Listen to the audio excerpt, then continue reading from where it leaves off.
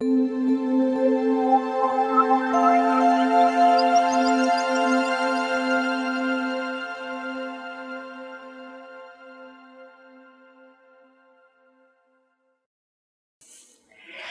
que le yoga thérapeutique et en quoi est-ce différent du yoga restaurateur? Parce qu'il y a vraiment un monde entre les deux. C'est très important de comprendre la différence. Et c'est quoi les outils qu'on peut utiliser en yoga thérapie? Donc, c'est ce qu'on voit aujourd'hui dans notre capsule. Je me présente, je m'appelle Maryse Lehoux, fondatrice de Diva Yoga et de l'Université internationale de yoga.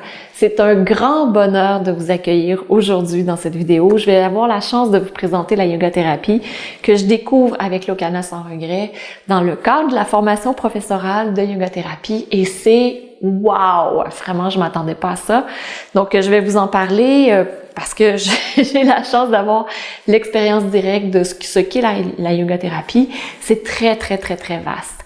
Mais juste avant, ce que je vous invite à faire, si vous n'êtes pas encore abonné à la chaîne, c'est de cliquer juste en dessous sur s'abonner et aussi sur la petite cloche pour recevoir toutes les vidéos, pour que vous puissiez faire des cours de yoga avec moi, que vous puissiez découvrir bientôt d'autres profs de yoga aussi. Ça, j'ai tellement hâte, ça s'en vient, que vous puissiez découvrir l'anatomie, comment faire pour avoir des postures sécuritaires lorsque vous pratiquez le yoga, la philosophie, la méditation pour calmer le mental, donc tous les aspects du yoga en fait. Et aujourd'hui, on voit ce qu'est la yoga thérapie.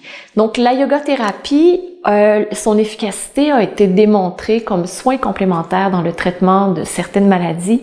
Donc, elle commence à faire son entrée dans les hôpitaux occidentaux. Ça fait longtemps qu'elle est déjà dans les hôpitaux en Inde, mais elle commence à faire son entrée aussi en Occident. Donc, ça, c'est vraiment une extraordinaire nouvelle pour la yoga thérapie, pour le yoga et tous les aspects du yoga. Donc, c'est une chose que je voulais vous mentionner, qui est vraiment très, très importante. Et il y a une grande différence entre le yoga restaurateur et la yoga thérapie. Des fois, on va dire, ah oui, on fait un cours de yoga thérapie sur, par exemple, les migraines. Oui, mais c'est tellement plus que ça. C'est tellement plus que ça. Donc, qu'est-ce que la yoga thérapie? En fait, la yoga thérapie met l'être au centre. Donc, c'est vraiment... Puis là, vous allez dire, oui, c'est normal, on fait toujours ça. Non, on fait pas toujours ça. Je vais vous expliquer brièvement, là, c'est quoi la santé, c'est quoi la maladie, c'est quoi la guérison. Si vous voulez savoir ce qu'est la maladie et la guérison, vous pouvez cliquer dans la description en dessous. Là, Lokana l'explique super bien. Donc, vous allez pouvoir vous inscrire pour recevoir sa vidéo, qui est une vidéo qui est extraite de la formation professorale de yoga thérapie. Donc, en gros, c'est quoi la santé? La santé, c'est pas juste l'absence de maladie. C'est super important à comprendre. C'est pas l'absence de maladie, c'est pas l'absence d'infirmité. C'est un état de bien-être global. Donc, se sentir bien dans son corps physique, dans sa tête et aussi dans son environnement, ses relations. Donc, c'est quand même pas mal plus large que juste pas être malade. Donc, ça, c'est la première chose. Qu'est-ce que la maladie? Selon la yoga thérapie, ça démontre qu'il y a un déséquilibre quelque part dans la vie. Et lorsqu'on parle de yoga thérapie, on prend la vie complète de la personne, pas juste qu'est-ce qu'elle fait sur le tapis de yoga. C'est là où c'est vraiment très, très différent. Comment on fait pour guérir? Souvent, on se dit, je vais guérir, je veux revenir comme j'étais avant. Mais ça, c'est Lokana qui me l'a appris, puis ça a fait... C'était un coup de masse là, quand je l'ai reçu. Je pense que j'aurais été frappée par quelqu'un puis ça aurait pas été plus massue que ça. La guérison, ce n'est pas de retourner à l'état d'avant, parce que l'état d'avant, c'est ce qui nous a conduit à l'état de maladie qu'on a présentement. Donc, la guérison, c'est de trouver un nouvel état d'équilibre, ce qui veut dire qu'on a besoin d'apporter des changements dans son style de vie, dans la façon dont on agit, dans la façon dont on réagit. La yoga thérapie met l'être au centre. Donc, c'est à la fois le corps physique, le corps énergétique, le corps émotionnel, psychologique, la conscience, le spirituel. Tous les aspects de l'être sont importants. Et dans les outils qu'on va utiliser dans la yoga thérapie, vous voyez, je suis vraiment passionnée. Dans les outils qu'on va utiliser, il y a oui des postures de yoga, mais pas comme on les fait d'habitude. c'est juste pas ce qu'on fait habituellement dans un cours de yoga normal, avec Lokana, entre autres, puis il y a d'autres professeurs, d'autres formateurs de yoga thérapie aussi, mais entre autres avec Lokana, ce sont des pratiques traditionnelles qui ont été transmises depuis quelques centaines, peut-être depuis des milliers d'années, pour rétablir, pour favoriser l'élimination. Donc, c'est pour rétablir la santé, amener vers la guérison, mais à différents niveaux. Donc, les outils qu'on utilise, ce sera des outils qu'on appelle les vayus. Donc, c'est un peu les courants d'énergie, l'air, la façon dont ça voyage à l'intérieur de nous. On le voit dans la yoga thérapie. C'est super important à comprendre parce qu'il y en a un qui est essentiel. C'est d'abord de rétablir la fonction d'élimination, autant au niveau physique, oui, aussi au niveau énergétique, au niveau émotionnel, au niveau psychologique, comment on fait pour laisser aller, puis dans le fond, se libérer d'un bagage. Donc ça, c'est le premier des vayus qu'on va rétablir. Puis ensuite de ça, comment on fait pour avoir des bonnes choses qui rentrent à l'intérieur de soi, dans ses pensées, dans son énergie, comment on fait pour les traiter, les digérer, trouver la force à l'intérieur de soi, faire en sorte que le courant énergétique circule bien dans le corps, mais aussi dans notre relation avec les autres. Et il y a évidemment cette connexion aussi à quelque chose qui est plus grand que soi. Donc les vayus, les courants d'énergie seront super importants.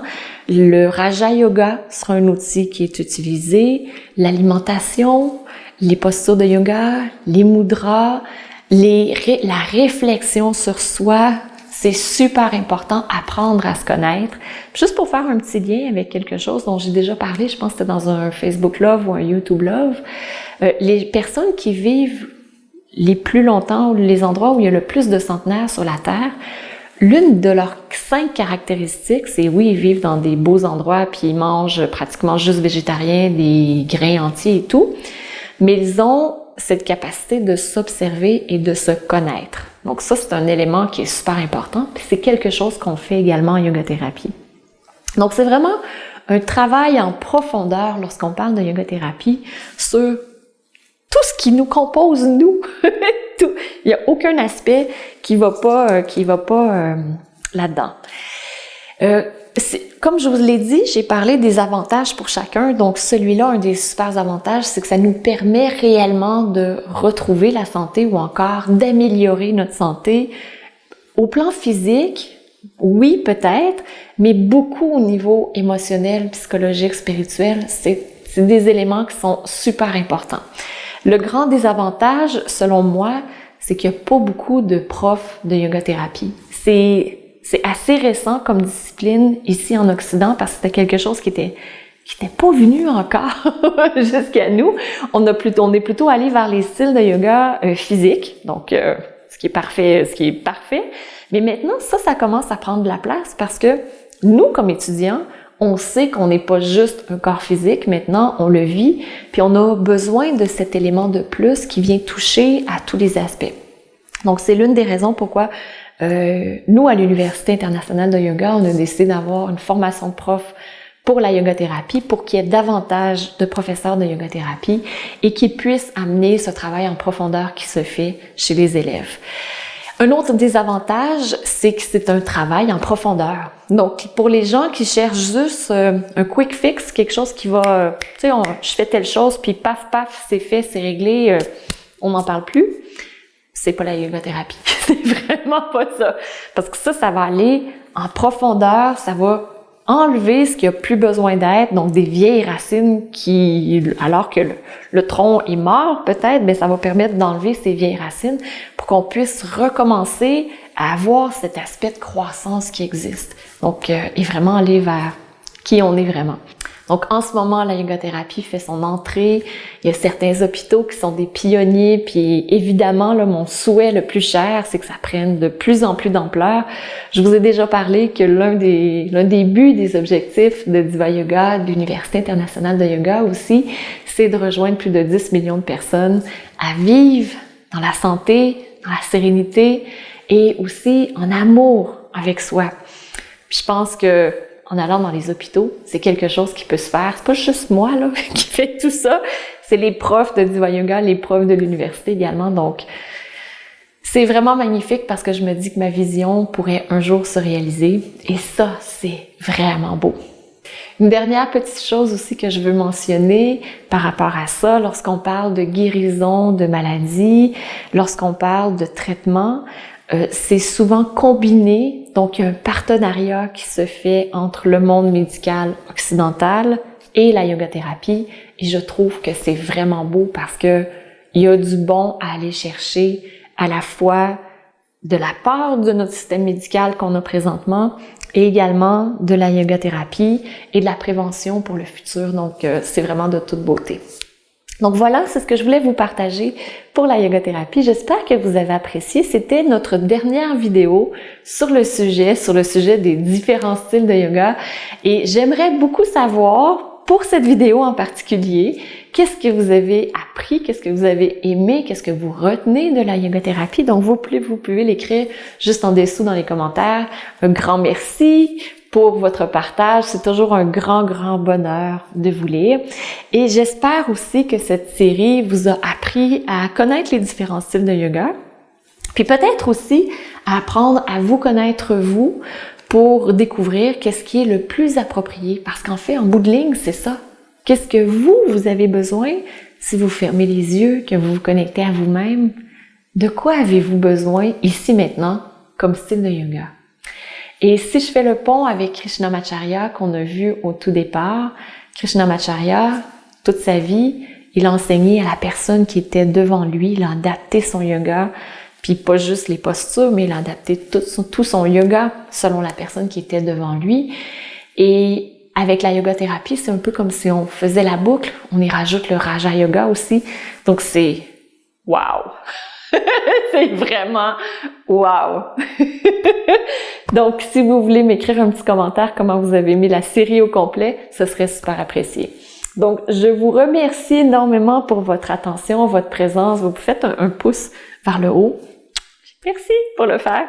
Et je vous souhaite une magnifique journée. Puis vous savez quoi? Oui! On se retrouve demain! Encore une fois, à tous les jours. On se retrouve jusqu'à la fin février 2019, donc on va vraiment en profiter. Je vous embrasse et je vous dis à demain. Namasté.